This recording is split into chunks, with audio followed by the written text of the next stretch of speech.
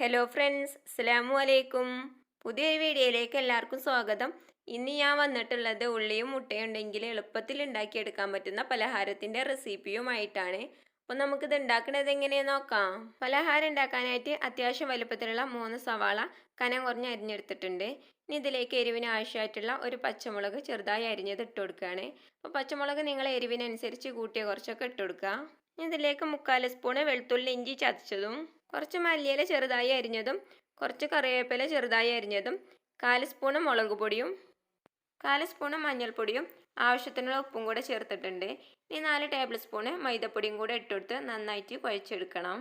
കുഴച്ചെടുക്കാൻ വെള്ളമൊന്നും ചേർക്കണ്ട കേട്ടോ. അത് കുഴച്ചെടുക്കുമ്പോൾ തന്നെ ഉള്ളിൽ നിന്നൊക്കെ വെള്ളം ഇങ്ങനെ ഇറങ്ങി വരും. അതുപോലെ തന്നെ ഇതിലേക്ക് മൈദപ്പൊടി അധികം ചേർക്കരുത്. അധികം ചേർത്താൽ ഇത് പൊരിച്ചെടുക്കുമ്പോൾ ഇതിൻ്റെ ഉൾഭാഗം ശരിക്കും വെന്ത് കിട്ടൂല. ഉള്ളികൾ തമ്മിൽ ഒട്ടിപ്പിടിക്കാനുള്ള രീതിയിൽ മാത്രം മൈദപ്പൊടി ചേർത്താൽ മതി. ഈ ഒരു രീതിക്കാട്ടോ വേണ്ടത്. കയ്യിലിങ്ങനെ പരത്തി കൊടുക്കാനുള്ള ഒരു പരുവത്തിലാണ് വേണ്ടത്. ഇനി ഇതിന്ന് കുറേശ്ശെ എടുത്തിട്ട് കയ്യിൽ വെച്ചിട്ട് ഇതുപോലെ പരത്തി കൊടുത്തതിന് ശേഷം പുഴുങ്ങിയ മുട്ട ഒരു കഷ്ണം ഇതിൻ്റെ നടുവിലായിട്ട് വെച്ച് കൊടുക്കുകയാണ്. ഇനി ഉള്ളിൽ നിന്ന് കുറച്ചെടുത്തിട്ട് മുട്ട ഇതുപോലെ ഒന്ന് പൊതിഞ്ഞെടുക്കണം.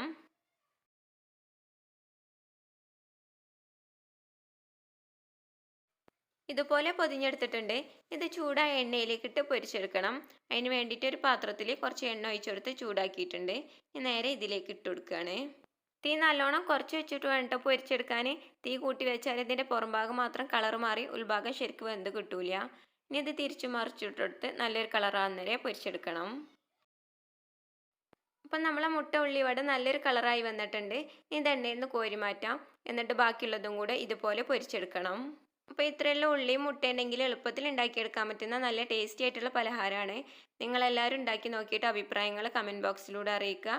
നിങ്ങൾക്ക് എൻ്റെ റെസിപ്പി ഇഷ്ടപ്പെട്ടാൽ സബ്സ്ക്രൈബ് ചെയ്യുക, ലൈക്ക് ചെയ്യുക, നിങ്ങളെ ഫ്രണ്ട്സിനും ഫാമിലിക്കും കൂടി ഷെയർ ചെയ്ത് കൊടുത്ത് സപ്പോർട്ട് ചെയ്യുക. ഇൻഷാ അല്ലാഹ് അടുത്ത വീഡിയോ ആയിട്ട് വരുന്നത് വരേക്കും അസ്സലാമു അലൈക്കും.